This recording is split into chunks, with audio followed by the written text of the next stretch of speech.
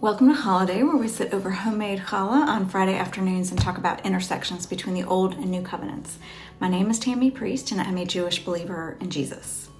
So a couple weeks ago, I shared why I love Leviticus. It's just a 3-minute video if you want to go back and see why I would say such a thing.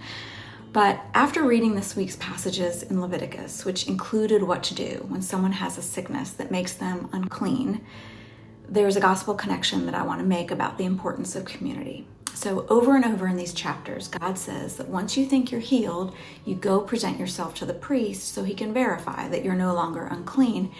And this is really important because without him declaring you officially clean, people may just keep on ostracizing you as, one of those lepers, which would leave you having to keep living in complete isolation.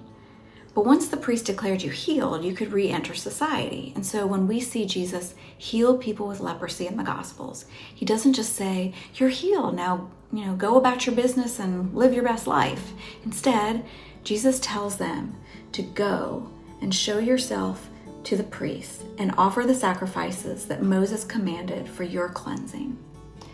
Jesus doesn't only bring personal restoration. He wants to make sure that we are restored to community, which back then meant you had to get an official declaration that you are no longer contagious.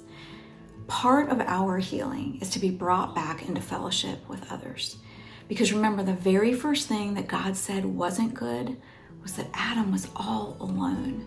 And that was bad even when he was living in the perfection of Eden. So it's even worse now to be isolated and suffering in a world that is broken. And so I just want us to remember that Jesus did things to make sure people living in isolation could be brought back into fellowship with other people, advocating for them.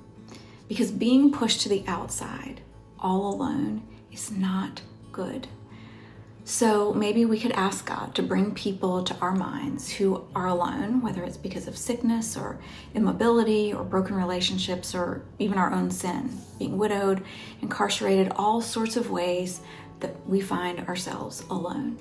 And that when God brings them to mind, that we would do something to let them know they have people around who care. So shalom.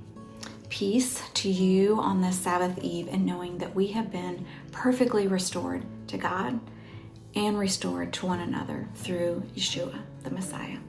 Shalom.